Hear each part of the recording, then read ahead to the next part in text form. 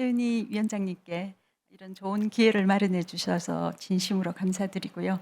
항상 숙제가 이 바이오의 우리나라 미래 먹거리가 되는 부분에 대해서 참 오랜 기간 동안 고민을 해왔습니다.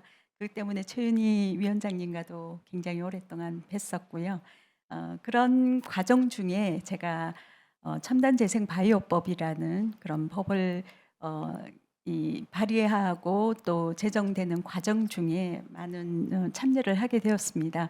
그러면서 이 어떤 바이오 그리고 특히 보건의료, 환자 그리고 이게 산업 이런 연계성에 대해서 굉장히 많은 고민을 했었고요.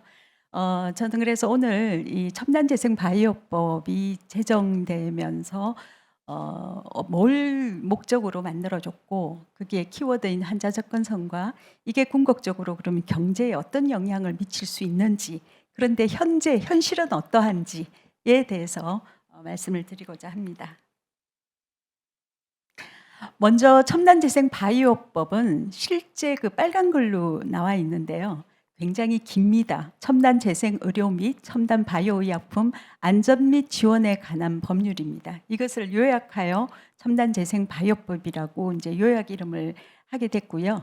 2020년도 8월 28일부터 시행이 되었으니 지금 한 2년 6개월이 되고 있습니다. 이 법이 제정되는 과정 중에 여러 5분의 의원님이 19대 20대를 거쳐서 이 법을 발의를 하게 되었는데요. 여기 노란색으로 되어 있는 부분은 첨단 재생의료의 지원 및 관리에 관한 법률, 이 내용은 임상 연구에 관한 내용이었고요. 그리고 초록색으로 되어 있는 정춘숙 의원은 이 분야의 재생의료 분야의 어떤 치료제, 그러니까 제품이죠. 첨단 바이오의약품에 관련된 법이었고 결국에는 이 두 법이 합병이 돼서 통합이 돼서 마지막으로 통과를 하게 됩니다. 이런 배경을 기반으로 첨단재생 바이오법은 크게 두 가지로 챕터로 나눠져 있습니다. 재생의료, 첨단 재생의료는 임상연구에 관한 부분입니다. 하지만 임상연구지만 환자의 안전을 위해서 어떤 실시기관이라는 부분은 바로 병원, 임상연구를 할 수 있는 병원, 그리고 임상연구 동의를 받는 그 체계가 굉장히 법에 잘 나와 있고요. 그리고 임상연구를 심의하는 심의위원회, 그리고 임상연구용 세포를 만들 수 있는 세포 처리 시설, 그리고 이걸 안전관리기관, 모니터링을 어떻게 하고 장기 추적 조사는 어떻게 하라고 아주 안전관리에 대한 많은 내용들이 담아져 있습니다. 그리고 오른쪽에 있는 첨단 바이오의약품은 같은 어떤 범위의 그런 제품을 가지고 있지만 연구와 이거는 기업이 제품화하는 그런 부분을 포함을 하고 있습니다. 그리고 이제 공동으로 여러 부처가 관련 부처가 모여서 기본 계획을 수립하고 시행 계획을 수립할 수 있도록 되어 있고 그 어떤 컨트롤 타워로서 정책심의위원회가 민관이 함께 구성되는 것으로 되어 있습니다. 그러면 왜 이렇게 의료법도 있고 약사법도 있는데 왜 이렇게 왜 필요하냐 하는 게 참 이 법을 처음 발의할 때부터 굉장히 중요한 이슈였는데요. 이건 재생의료 영역의 특수성입니다. 이 첫 번째는 의약품 의료기기와 완전히 또 다른 측면이 있고 또 한편으로는 같은 측면도 있고요. 또한 한쪽에는 의료행위 부분도 포함이 되고 있습니다. 그러니까 이런 의약품 의료기기 의료행위의 특성을 동시에 가지고 있다는 거죠. 그리고 전통적인 합성의약품이나 생물학적 제재와 그렇기 때문에 인허가와 비즈니스 모델 자체가 굉장히 다르다, 차별화되어 있다는 게 굉장히 큰 이유였고요. 두 번째는 이 여전히 지금 완벽한 기술이 아닙니다. 기술 혁신이 진행 중이기 때문에 미래의 기술이니까요. 안전성 및 유효성 규명이 굉장히 불확실하다는 거죠. 그리고 그 기준이 애매할 수밖에 없는 거고요. 그렇기 때문에 기존 의약품 임상시험 실시 기준은 굉장히 평가가 어렵고 그리고 충분한 환자 수, 임상시험 수를 확보하기가 어려운 측면이 있습니다. 뿐만 아니라 희귀난치 질환 환자가 대상이 되고 그렇다 보니 임상시험에 선택받지 못하는 그런 환자 그리고 중대한 질환 환자에게 기회를 제공해 달라는 그런 환자의 요구가 굉장히 높다는 거죠. 그래서 이 환자의 접근성에 대해서 굉장히 중요성이 부각되고 있는 부분이고 또 뿐만 아니라 제품이 너무 초고가입니다. 오죽하면은 이게 파이낸셜 톡시시티라고 이야기를 할 정도로 독성이라고 할 정도로 굉장히 비쌉니다.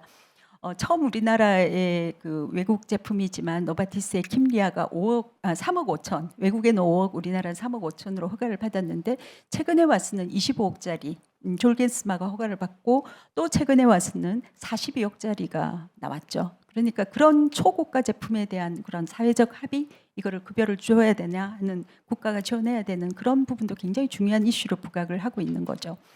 그래서 이 영역에서는 아마도 미래 의료 영역에서는 굉장히 중요한 키워드가 될 것 같은데요. 환자 접근성 개념이 굉장히 중요한 부분이라고 생각이 됩니다. 환자 접근성이라는 개념은 정의적으로 볼 때 꼭 필요한 의료 서비스가 신뢰 가능한 보건 시스템을 통해 제공될 수 있는 상태입니다. 그러니까 어떻게 보면 완벽하게 신뢰를 받을 수 있는 것은 우리가 인허가 당국의 허가를 받은 거죠. 하지만 여기에서는 환자의 그런 어떤 굉장히 수요가 미충족 수요가 강할 수가 있는 거고, 또한 내일 당장 어떻게 될지도 모르는 환자가 있을 수도 있는 거고, 그런 상황에서 볼 때는 그 필요성이 굉장히 중요한 키워드가 되는 거고, 또한 이 부분은 최상의 결과를 얻기 위해서 완벽해질 때까지 기다리는 게 아니라 적시에 사용하는 것이 굉장히 중요하다는 개념으로 나오고 있습니다. 그래서 이 첨단 재생 의료 영역에서는 그 종합적이고 양질의 그런 어떤 접근성을 향상하는 것이 굉장히 큰 목표이고, 그래서 이 법에서 임상 연구 기간 동안에도 이런 부분을 활성화함으로써 환자에게 접근할 수 있고, 또한 이게 점진적으로 안전성과 유효성을 확보함으로써 첨단 바이오 의약품이 개발되고 나서도 또한 그 초고가에 대한 접근성을 또 어떻게 할 것이냐, 이런 부분들이 포괄적으로 포함되어 있다고 봅니다. 그래서 첨단 재생 바이오법에서 임상 연구의 개념을 정의를 하기로는 환자의 삶의 질 향상 및 질병 치료 기회 확대를 점점점점 해서, 그래서 궁극적으로 이를 위해서 첨단 재생 의료에 관하여 실시하는 연구라고 정의가 되어 있습니다. 그러니까 이 연구는 그냥 연구로만 끝나는 것이 아니고 어떤 이 환자의 치료와도 연계를 해야 된다 하는 그런 개념을 포함하고 있습니다. 하지만 결코 유효성과 안전성이 증명된 그런 의료 행위는 아닐 것입니다. 그래서 첨단 재생 의료 환자 접근성 확대의 다양한 접근 방식에 대해서 말씀을 드리면은, 위에는 일반 의약품입니다. 일반적으로 의약품은 R&D를 마치면은 기업이 그 기술을 가지고 가서 임상 시험을 해서 허가를 받아서 제품을 만드는 과정입니다. 하지만 앞서 말씀드린 대로 희귀난치 질환 환자의 치료받을 권리의 요구 정대, 그리고 어떤 그런 특징, 살아있는 세포를 가지고 의약품을 만들었다는 그런 특징, 이런 것 때문에 그 외에 다른 부분들이 많이 이 규제에 들어간다는 거죠. 환자 접근성을 높이기 위해서. 그래서 아래쪽 그림을 보시면은 그 중간에 위에하고 큰 차이는 임상 연구가 거기에 끼어 들어가 있는 거고, 그리고 이런 임상 연구를 베이스로 신속 심사 체계도 있고요. 그리고 임상 시험을 마친다고 해서 완전히 페이즈 3까지 맞춰서 허가를 주는 게 아니고 조건부 허가라는 거를 함으로써 좀 더 환자한테 빨리 가게 하고, 그리고 제품도 초고까지만 급여 정책을 이제 제공되고 있다는 겁니다. 뿐만 아니라 임상 연구뿐만 아니라 임상 시험으로 완전히 제품이 되기 전에 밑에 한 5개 정도의 그 점선으로 되어 있는 그 자유진료, 병원 면제, 제한적 시술, 치료받을 권리, 이런 것들이 환자 비용이 청구 가능한 그런 어떻게 보면은 메디컬 프랙티스, 의료 시술로서 제공이 될 수 있는 게 그게 이 환자 접근성의 독특한 면입니다. 그런데 우리나라의 경우에는 밑에 점선으로 되어 있는 것은 전무합니다. 그 이유에 대해서는 제가 조금 뒤에 말씀을 드릴 텐데 없고요. 그런데 여기 한 5가지의 그런 사례들은 각 나라마다 서로 다르게 운영하는 규제를 의미합니다. 일본 같은 경우에는 자유진료, 미국은 치료받을 권리, 유럽은 병원 면제, 이런 식으로 이제 구분이 될 수가 있고요.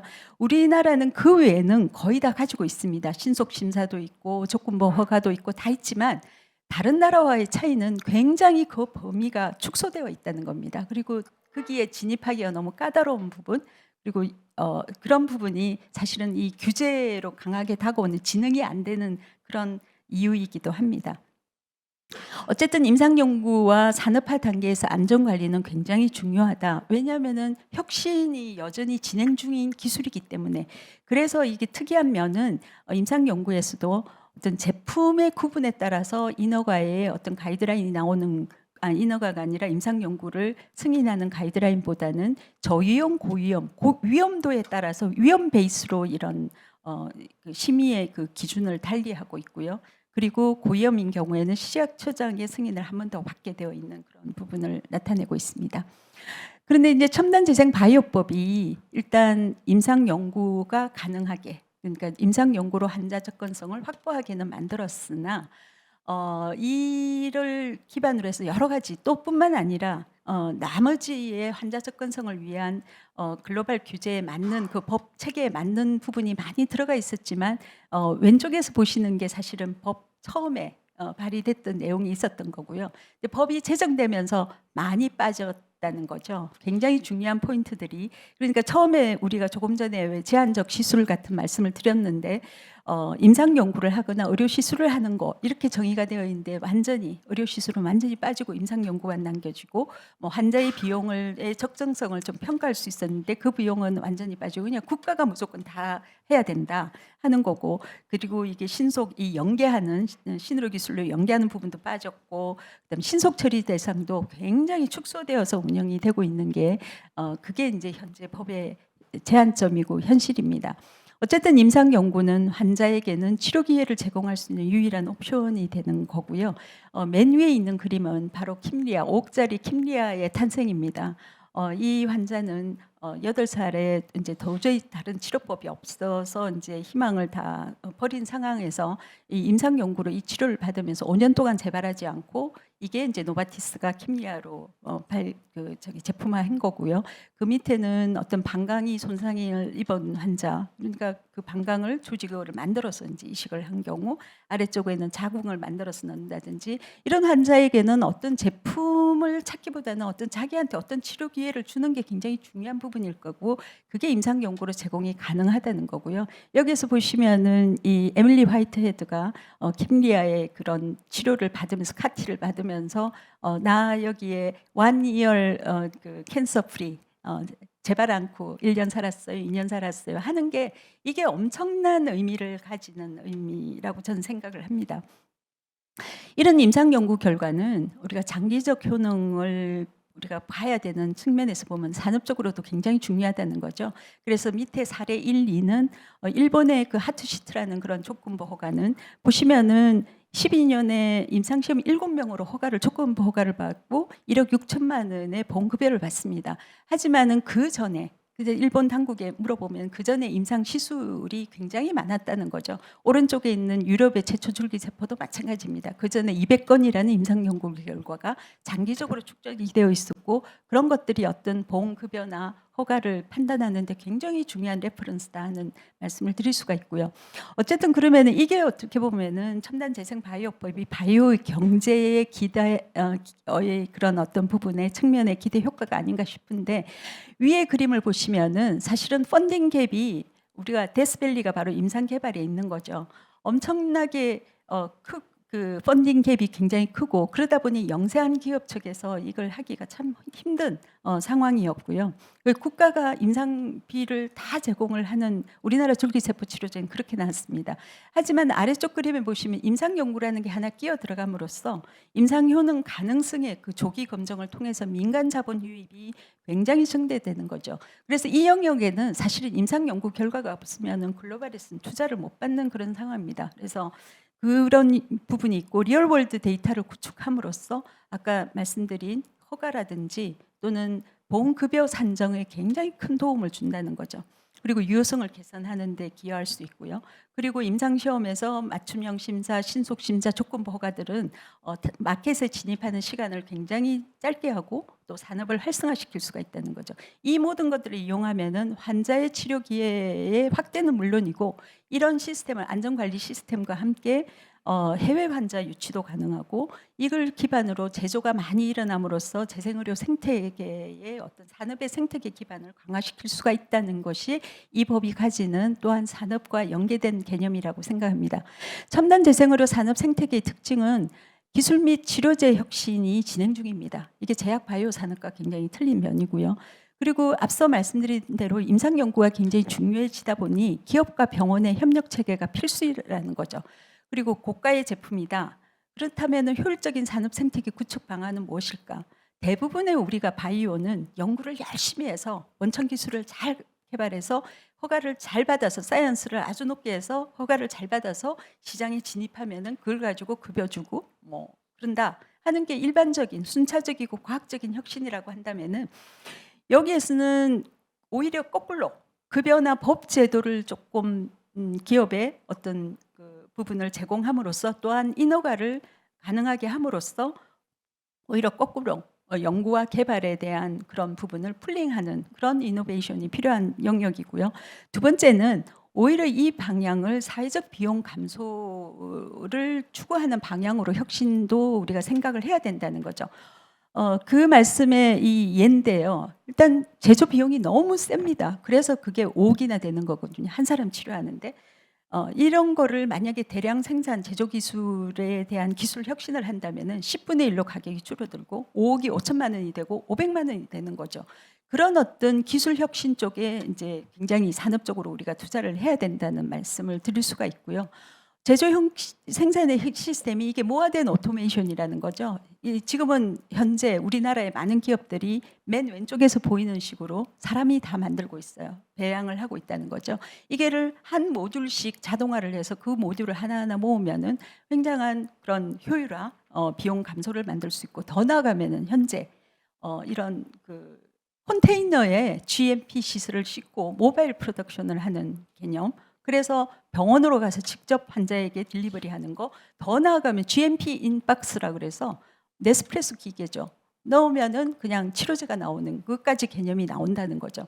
그렇다면은 이를 통해서 훨씬 더 환자한테 접근할 수 있는 그게 넓어진다는 그런 말씀입니다. 하지만 여기에는 기반이 뭐냐면은 규제 과학도 혁신이 돼야 되는 거죠. 인허가도 혁신이 돼야 되는 거죠. 기존의 GMP의 개념을 완전히 무너뜨리는 그런 새로운 그런 규제가 필요하다는 말씀.